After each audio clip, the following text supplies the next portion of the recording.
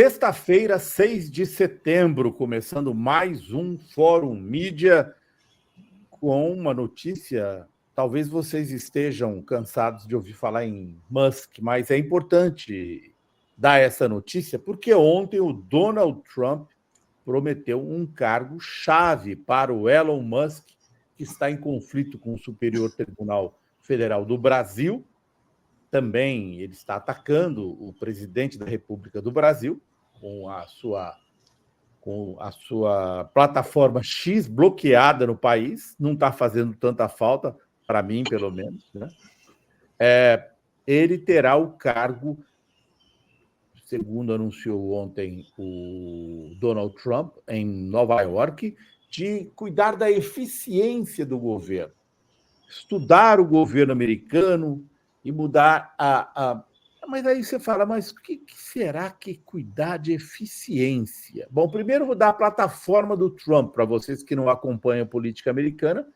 Ele prometeu criar um fundo soberano para fazer investimentos de infraestrutura nos Estados Unidos. Aí está a primeira forma com a qual o Elon Musk pode ganhar dinheiro, né? Investimento em infraestrutura. Ele trabalha com automóvel, um veículo elétrico. Então, parte dessa infraestrutura, por exemplo, é construir postos de abastecimento para carros elétricos. Não sei se o Trump vai entrar nessa, porque o discurso do Trump é contra os carros elétricos, na verdade, né? Mas existem outras situações em que o Musk pode ganhar dinheiro. Ele é dono da Starlink, que fornece serviço de internet, e ele também é dono do SpaceX, enfim. Ele também pode ganhar um pouco com isso, mas ele vai ganhar principalmente com outra decisão do Trump: reduzir a taxa de imposto das corporações. O Musk é o homem mais rico do mundo, de 21% para 15%. Além disso, o Trump prometeu declarar emergência. Numa emergência, aí caem muitas das barreiras à produção de petróleo. Por exemplo, fracking, gente. Fracking é aquele furo, aliás, nem é assim, né? Ele é assim, ele é lateral na terra para procurar petróleo, gás, né? Pelo fracking, causa grande destruição ambiental. O Trump vai abrir mão disso. É uma pesca de arrasto, só que em busca de petróleo em vez de peixe. Não vai arrastando tudo que tem no fundo. Boa metáfora, é isso aí, viu, gente? E assim, é decisivo na Pensilvânia. É um estado que tem um pedaço bem razoável do estado que tem fracking, e nem a Kamala Harris, a democrata, teve condições de dizer que vai proibir o fracking, porque a Pensilvânia deve ser o estado em que a eleição vai ser definida, e está pau a pau, está empatado Essa é o estado decisivo. Bom, aí você fala, mas por quê? Qual é essa ideia do Elon Musk num cargo de fiscal do Estado? É porque o Elon Musk, gente, ele já teve vários arranca-rabos. Ele cresceu com muitos investimentos, com muito dinheiro público também, né, vantagens. Por exemplo, hoje ainda vigora, o Trump disse que vai acabar com isso, mas ainda vigora um benefício fiscal para quem comprar carro elétrico nos Estados Unidos. Então, ele é beneficiado por subsídios do governo, ele cresceu com isso, ele pegou muito dinheiro público no início da sua carreira. Não vamos tirar do Elon Musk também, né? Não vamos tirar tudo, é um cara que tem lá suas virtudes no sentido do capitalismo. Dentro do capitalismo, é um cara que teve peito para investir em muitas coisas em que outros empresários não investiam. Então, a gente não tira tudo do Elon Musk também. É um cara que era centrista, votava nos democratas e, de repente, se voltou para a extrema-direita. E por quê? Gente, isso explica o cargo que ele quer pegar. Porque o Elon Musk teve vários embates muito fortes com a burocracia federal americana. É um cara que não gosta de regulamentação. Essa briga dele aqui com o STF não é a primeira dele. Nos Estados Unidos, por exemplo, houve uma situação em que as autoridades federais disseram: olha, não dá para você fazer o lançamento do seu foguete agora, não. Ele pode se desviar, pode cair em algum lugar errado, etc. E tal. Houve um grande debate, e mesmo contra a orientação de autoridades federais, a SpaceX foi em frente e lançou o foguete. E o foguete explodiu. Não matou ninguém, mas foi o maior auê naquela circunstância. Isso uma das vezes. Tá? Segunda situação. Durante a Covid, ele mandou a fábrica da Tesla na Califórnia funcionar normalmente a certa altura durante o lockdown. Não vai funcionar. E aí as autoridades do condado local tentaram impedir e foi o maior auê. Então, assim, o Musk é mimado, como a gente sabe, ele é autocentrado, e ele também então, ele ocupar esse cargo seria uma espécie para ele de vingança privatista. Ele acha que tem muita regulamentação, ele quer derrubar as regulamentações. A gente sabe, né, Melo? O que deu derrubar as regulamentações na crise de 2008 do capitalismo. Nós sabemos muito bem. Existia, antes da crise de 2008, uma divisão entre bancos comerciais e bancos de investimento. Sabe quem derrubou? Bill Clinton. Cá entre nós, não espalhe. O democrata Bill Clinton. Ligado assim, depois que o Bill Clinton encarnou em Wall Street, foi no governo Clinton que caiu essa distinção entre banco comercial e banco de investimento. Misturou o dinheiro de cliente com dinheiro de alta especulação. Deu no que deu na crise de 2008. Então, o Musk vai correr atrás de abrir caminho para diminuir as regulamentações, privatizações. A ideia do Milley, do qual ele é tão fã, né? Acabar com... Porque um cara que tem mais de 200 bilhões de dólares em fortuna, é óbvio, para ele, ele quer competir com todo mundo sem regulamentação, sem tentativa de denunciar monopólio. Não, para ele, quanto menos regulamentação tiver, melhor para os negócios dele, porque ele tem muito poder. Então, o cara, quando está numa posição de poder... E aí, finalmente, gente, eu vou aqui relembrar aquele artigo que eu trouxe outro dia para vocês, Musk e o fardo do nerd branco. Se as antigas potências imperialistas dependiam da existência de missionários que conseguissem levar a missão colonial civilizadora, né, o chamado fardo do homem branco, hoje o discurso da democracia é retoricamente mobilizado contra inimigos econômicos e geopolíticos para ganhar terreno. É isso, né? O Musk ele encarna esse fardo do homem branco como se ele tivesse... É um cara que nasceu na África do Sul. E isso aí está em toda a cultura ocidental do homem branco, principalmente... Então, ele se vende muito como um cara... olhem os discursos do Elon Musk em relação à inteligência artificial, por exemplo. Não, eu vou salvar o mundo do lado obscuro da inteligência artificial. Balela, né, gente?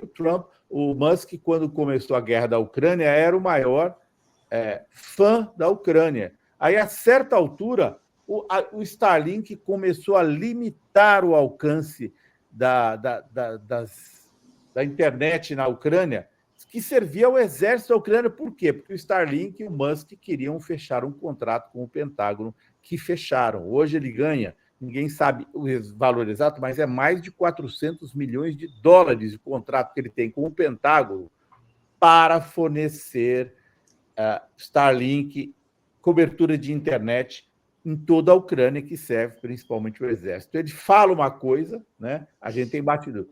Discurso é muita hipocrisia, o fato é outro. E aí eu escrevi um outro artigo, quem quiser pode procurar na fórum, para não me estender muito, que é isso aqui. Nós estamos vivendo um momento, os Estados Unidos lançaram o projeto Replicator, que é para produzir em massa, armas, drones, na verdade, drones submarinos, drones de superfície da água, drones que voam, drones que andam pela terra, para uma eventual guerra contra a China. Foi recém-lançado esse projeto Replicator, foi batizado em função dessa máquina que existe no Star Trek, no filme, né, que replica comida, replica objetos. E esse projeto ele tem o objetivo de criar, agora está em fase experimental, mas milhares de drones para poder para uma guerra contra a China, onde os Estados Unidos teriam inferioridade muito grande em homens, em máquinas, lá na costa chinesa. Então, esse projeto pode ser uma loucura, mas vai em dinheiro. Já tem 500 milhões investidos nesse projeto. A perspectiva, embora o Musk ainda não tenha nada a ver com isso, a perspectiva dos analistas é de que vai haver um casamento muito mais próximo entre o complexo industrial militar e as big techs, uma coisa muito mais carnal do que hoje. Então, Lockheed Martin, Raytheon, Boeing, Northrop Grumman, General Dynamics, são as 5 grandes do complexo industrial militar, teriam uma atuação muito mais próxima de Alphabet, Meta, Microsoft, Elon Musk e outras que estão começando agora do Vale do Silício. Por quê? Para produzir mini satélites, drones de toda... E isso eles estão falando em produzir milhares e milhares e milhares. Então, é por isso que tem esse título. Quem quiser pode ver lá na revista Fórum este texto que eu escrevi. Isso já é mais para o futuro, gente. Não é uma coisa de agora, né? Ele já é um senhor da guerra, o Musk, na Ucrânia, porque é ele que fornece toda a comunicação do exército da Ucrânia. Porém, isso pode se aprofundar, ainda mais ele estando dentro do governo e de dentro do governo pescando quais são os contratos que ele eventualmente pode engolir. Melo.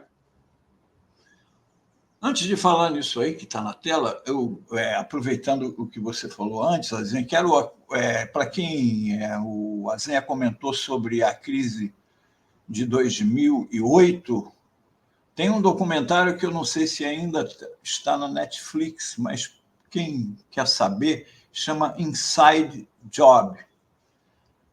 É um documentário sensacional que explica como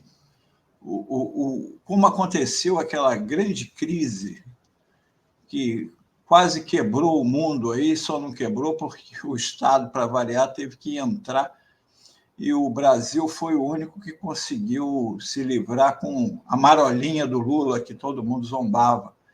E também é bom porque até hoje ainda falam muito nas tais agências de classificação de risco, e o filme desmoraliza elas todas, porque mostra que bancos que tinham as classificações mais altas, AAA, quebraram, e diante do juiz, o sócio principal de uma delas alegou o seguinte, que aquela era a opinião deles, eles não tinham nada a ver se as pessoas seguiam os conselhos dele ou não. Esse é o nível de responsabilidade dessas agências que hoje em dia no Brasil, o Brasil melhorou na agência de classificação, o Brasil piorou. Isso é tudo manipulação do mercado. Gente. Isso tudo é jogada de bilhões que estão sendo deslocados de um lado para o outro, eles vão e soltam as notícias, a mídia corre para lá, o dinheiro vem para cá. Agora mesmo, ontem eu publiquei uma coisa sobre uma comparação entre uma senhora que denunciou que um perfil falso do Elon Musk deu um banho nela de R$35 mil. É uma advogada que pensou que estava conversando com o Elon Musk na rede e o camarada estava falando que ia aplicar umas bitcoins com ela, que ela ia ganhar muito dinheiro, e nessa ela foi se envolvendo, mandando dinheiro para ele, até que ela começou a ficar desconfiada e pediu para fazer uma live com ele. Aí ele falou que já que ela estava desconfiando dele, ele não ia mais dar dinheiro nenhum para ela, tchau. Aí ela ficou com o prejuízo. E aí eu fiz uma associação porque vários investidores nos Estados Unidos entraram com uma ação pedindo indenização de mais de 200 bilhões de dólares ao Musk, porque ele andou fazendo umas declarações sobre uma criptomoeda e que essas operações o teriam beneficiado. E ele alegou que ele tinha falado, não era nada, como se não... Ele chegou um dia a trocar a imagem do perfil do X, da rede X, pelo logotipo dessa criptomoeda, Dagestan, parece, não é um nome assim, não me lembro. Ele trocou, mas trocou rapidinho, o bastante para as pessoas printarem, e aí ele imediatamente vendeu uma grande quantidade daquelas moedas, ou seja, na hora que o nego foi para lá, viu aquilo, falou, nossa, isso aí é um bom negócio, vou nessa. Quando foi nessa, ele vendeu. E ganhou bastante dinheiro. Lembrando que o Musk hoje, para postar no X qualquer assunto relativo à Tesla, ele tem que pedir autorização para um advogado da sua própria... Tem que passar por um advogado para assumir responsabilidade formal, porque ele já foi acusado de usar o X para especular, fazer postagens especulativas. Então, o cara não tem limites mesmo, diz o Antônio Mello. Exatamente. Agora vamos para o de hoje aqui, porque muita gente está falando na rejeição do Marçal, que está em 38%. Cara, a rejeição é importante, mas não é tão importante assim. 10 dias antes do primeiro turno de 2018, pesquisa Datafolha, rejeição de Jair Bolsonaro, 46%. 4,6%. O Haddad tinha 32% de rejeição. Isso aí há 10 dias do primeiro turno. O próximo slide, por favor. Isso era uma sexta-feira, quando essa pesquisa foi divulgada. No domingo, 2 dias depois da pesquisa, teve, pelo Brasil, a famosa manifestação Ele Não, das mulheres. Isso aqui são em vários lugares, em 5 lugares, como foi um sucesso pelo Brasil todo a manifestação das mulheres. Só que, ao mesmo tempo que estava acontecendo essa manifestação esplendorosa para o pessoal que fala da importância nas ruas, nos corredores obscuros do WhatsApp estavam sendo disparados centenas de milhões de mensagens fakes com acusações contra Haddad e a esquerda, com a famosa mamadeira de piroca, com o kit gay que seria distribuído nas escolas, não é? Toda aquela campanha suja e imunda que aconteceu. Aí o próximo slide. Isso aqui, um dia antes do primeiro turno, tanto o Ibope como o Datafolha apontam Bolsonaro e Haddad como os mais rejeitados pelos eleitores, apesar de liderarem as pesquisas. No Datafolha, Bolsonaro tem 44% de rejeição, ou seja, a rejeição dele caiu 2 pontos, de 44 para 42. E Haddad, 41, subiu 9 pontos, era 32, subiu para 9 pontos. No Ibope, 43, rejeito. E aí, o que isso ensina? A rejeição é importante, mas a rejeição não ganha eleição. Quem ganha eleição é a aprovação, é o voto. É o voto.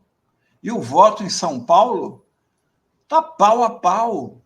Isso, o pau a pau foi ótimo para uma pessoa, o atual prefeito Nunes, porque a vantagem numa eleição desse tipo, para quem tem a caneta na mão e tem as realizações que, evidentemente, a campanha dele deve estar publicizando nas inserções e no programa de TV e rádio e pelas redes, mostrando as realizações que ele pode ter feito e com promessas do que virá a fazer. E isso motiva muitas pessoas. Ele é um candidato bastante competitivo. Talvez o início do horário eleitoral tenha levado a essa subida de 2 pontos que ele teve aí. Eu acho que a disputa é pelo voto. A rejeição é importante você fazer com que as pessoas não votem numa pessoa, mas é muito mais importante fazer com que as pessoas votem em você, porque é com o voto em você que você pode ganhar ou perder uma eleição. É isto. Bom, o Ivan teve um problema hoje, gente, aparentemente com a sua internet. Ele avisou aqui, está tentando entrar, mas enquanto isso, vou trazer aqui algumas opiniões do chat. Rejane Guerreiro, esperando o dia do Musk retirar Starlink da Amazônia, não vai acontecer, porque eu tenho a impressão de que esses satélites... Bom, quando você serve à Marinha do Brasil, ao Exército Brasileiro, o operador do satélite lá na ponta, ele talvez não tenha condições de monitorar as comunicações, muitas vezes são criptografadas, mas ele sabe onde estão os navios, por exemplo. Sabe onde estão os navios brasileiros. Se o Musk quiser saber, ele sabe. Só pela posição do... Não, prova de que ele não quer sair é porque eles toparam fechar a Starlink, que estava peitando. Não vai sair nunca, é muito estratégico. Toparam fechar o acesso ao X. A Starlink fechou o acesso aos dois endereços, o x.com e o twitter.com. Então, o pessoal da Starlink também ficou de fora da rede do Starlink, que o Musk falou que não ia fazer, mas fez. Dá dinheiro e é estratégico. Aí, Cecília, fracking é horrível, envenena o lençol freático, justamente. Né? Como disse aqui muito bem o Melo. E aqui o Musk fiscal, Tony Bastos, um oficial de justiça do Trump confiscando jazidas energéticas de outros países. Ele vai ter poder, né? Vai estar dentro do governo se ele for eleito, se o Trump for eleito. A Carla Freitas diz, agora, para a produção de tudo isso, eu acho que ela se refere àqueles milhares de drones, né, que os americanos estão falando em fazer nuvens de gafanhotos de drones. O drone já transformou a guerra, o campo de batalha, na Ucrânia, como a gente viu. Então, eles querem fazer drones. É preciso explorar muito mais os minerais. Não só na Ucrânia, Azenha. Basta ver aqueles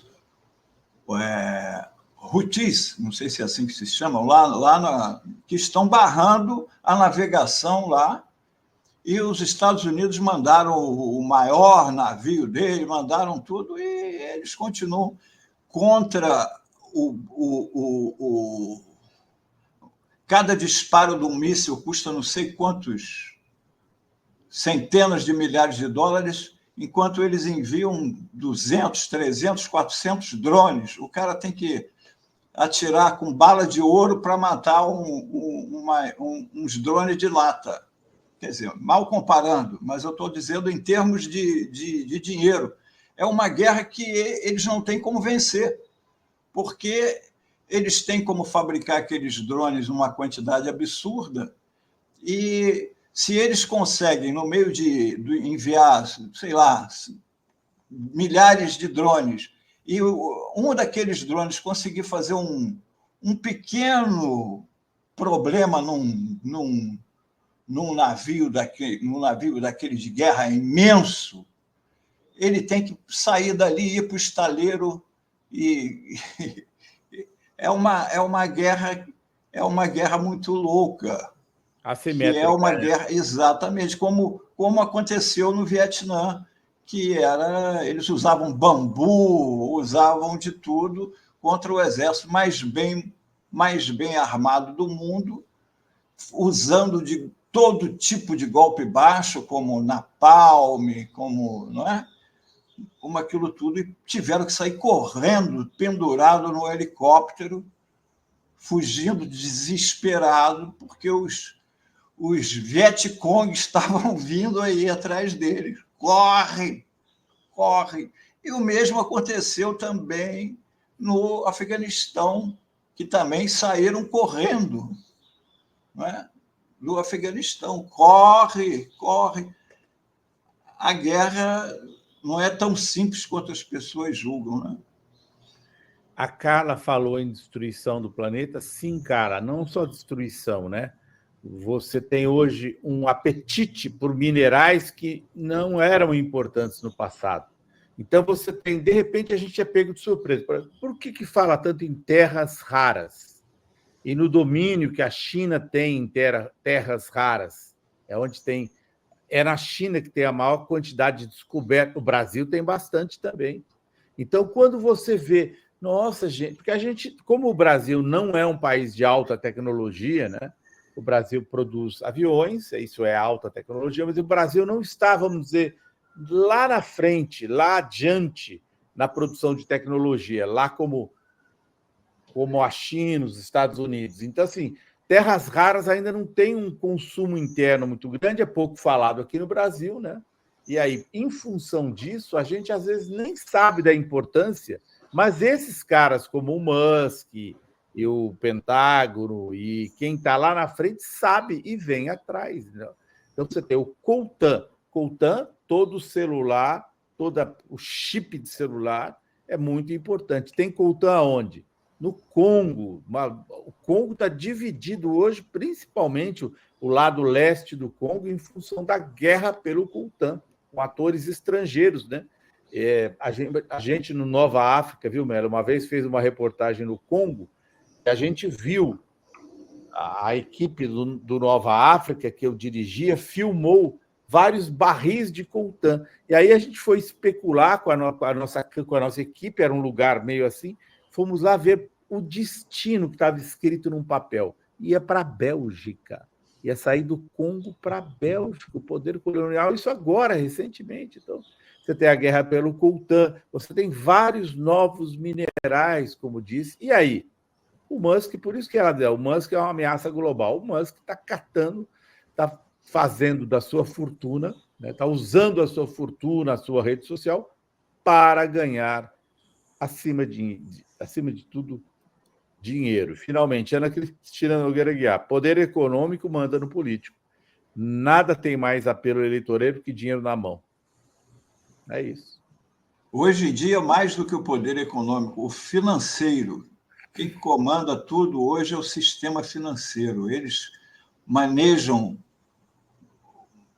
os grandes conglomerados que mandam no mundo. Não existe mais governos. Se eles quiserem, eles derrubam o Lula. Não acreditem que ele não derruba, eles derrubam. Eles derrubam. E o Lula sabe disso, tanto sabe que ele vai pisando em ovos. E aqui a Rita de Cássia, o mundo acabou, só não percebeu.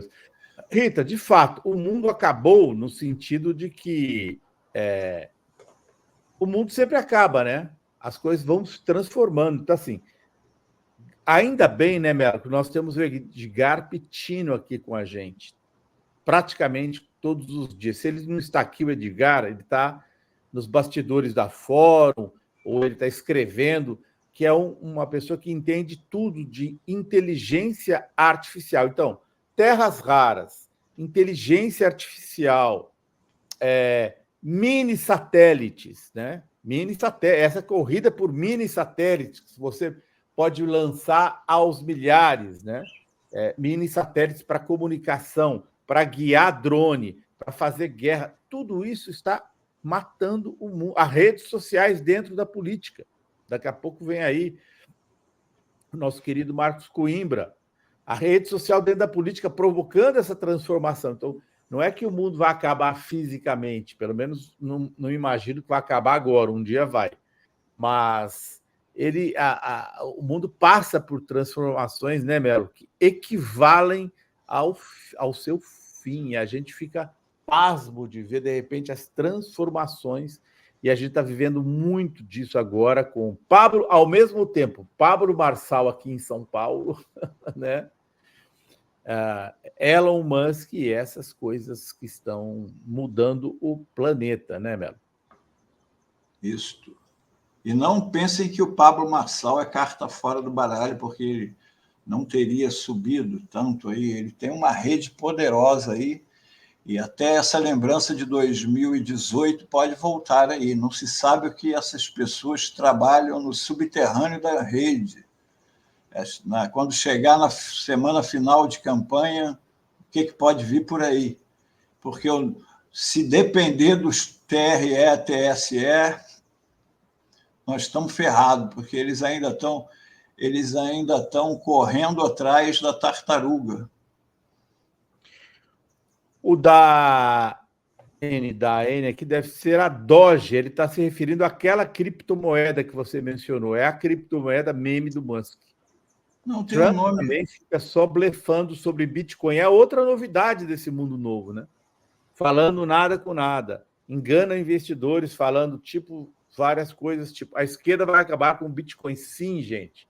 O Trump é o candidato das criptomoedas. Ele é o candidato das criptomoedas, assim como o Pablo Marçal se vestiu no Brasil de candidato dos videogamers. O Trump é o candidato das criptomoedas. Uma das medidas que o Trump promete: vou acabar com a regulamentação totalmente da criptomoeda, os socialistas, a Kamala Harris comunista não quer nada a ver com isso, enfim. Como disse o nosso comentarista, este novo mundo que está surgindo, mas o Mauro Lopes nunca é pego de surpresa, porque o Mauro Lopes sempre sabe antecipadamente o que vem aí. Se eu soubesse, ou tinha ficado rico, ou era presidente do Brasil. Não sei. Nem uma coisa nem outra. Agora, eu vou te falar questões bem interessantes acompanhando vocês aqui. Primeiro, essa história. Olha só, a gente trata o Musk aqui como um cara poderoso, mas meio exótico e tal, né, nessa guerra. Vocês imaginam se o Trump, essa notícia que você trouxe, a Zenha, a gente ia dar, eu acabei falando, não, a Zenha vai tratar desse assunto e tratou. Vocês imaginam se o Trump ganha eleição e nomeia o cara como um ministro, né? Lá é secretário, não é ministro. Como um secretário, cara do primeiro escalão. Vai ser um tipo de um czar, ele não vai para um ministério. Ele vai criar uma estrutura para o Musk. Essa é a ideia, criar uma estrutura para ele ser um tipo de um xerife. Você imagine o Musk mexendo os pauzinhos nos bastidores contra o Lula, contra o Alexandre de Moraes, criando entraves dentro da burocracia americana, que ele vai colocar uma estaca contra ela. Você já imaginou? Imagina, sem o poder de Estado, ele já faz tudo que faz, imagina com o poder de Estado na mão e com o suporte do Trump, porque também é o seguinte, né? O cara está entrando no governo por uma porta. Se tiver dinheiro e articulação, o cara vai também crescendo em poder dentro do governo, né? Então, vai dando palpite e outras áreas. Olha, chocante, muito importante. E ele já demonstrou, Mauro, que ele tem 2 contratos com a NASA de mais de 3 bilhões de dólares. Você imagina os contratos que esse cara não vai... Quer dizer, ele vai fazer que nem o Trump, né? Você sabe que o Trump jamais... Ele não desinvestiu. Foi o primeiro presidente que, ao assumir a Casa Branca, não desinvestiu dos seus negócios. Sabia disso? Ele entregou para os filhos, ele saiu do negócio formalmente, mas ele não tirou o dinheiro dele. Duvido que o Musk vai tirar o dinheiro dele. Vai falar, bom, saio da Starlink, saio do X, e duvido que ele vai fazer uma vez no governo. Não vai fazer. E eu espero que, pelo menos, se ele tiver esse cargo, ele use, porque a gente não pode negar que ele é um cara visionário, o Musk. Você vê que o carro elétrico, os satélites, né? A Starlink é uma coisa de louco, aquele monte de satélite circulando a Terra, aí, a Neuralink. Agora, o fato mesmo de ter comprado o Twitter, ele é um camarada que ele vê. O problema dele o operacional dele é que é fraco. Ele é bom, ele é bom de ter ideia e de botar ela para frente, conseguir convencer os outros. Por isso eu fiz aquela comparação dele com Ike Batista. São pessoas boas para impulsionar uma equipe. Vamos lá, vamos lá, vamos lá. Ele é talvez ele vá fazer bem ao governo e talvez vá fazer bem para a gente se ele ficar preocupado em criar esses brinquedos, coisas novas lá para o governo, talvez ele esqueça de encher o saco na rede X lá e de ficar perseguindo países aí. Sei não. Então, eu achei essa notícia muito preocupante para nós aqui no Brasil. Muito preocupante. Talvez a notícia mais preocupante é a eleição do Trump. A eleição do Trump já... Só ele já basta. Do governo, se o Trump se elege... ele já basta. Pois é. Valeu, gente. Bom fim de semana. Segunda-feira estamos juntos aqui. Bom final de semana. 7 de setembro tem a manifestação na Paulista, tem o desfile em Brasília, mas tem grito dos excluídos e excluídas no Brasil inteiro. Importante. A meio às margens, assim, meio sem grande divulgação, mas importante. Um evento importantíssimo e tradicional. 30 anos já aqui no Brasil. Azenha, beijão. Melo, beijão. Bom fim de semana. Beijão. Bom final de semana para você e para todos.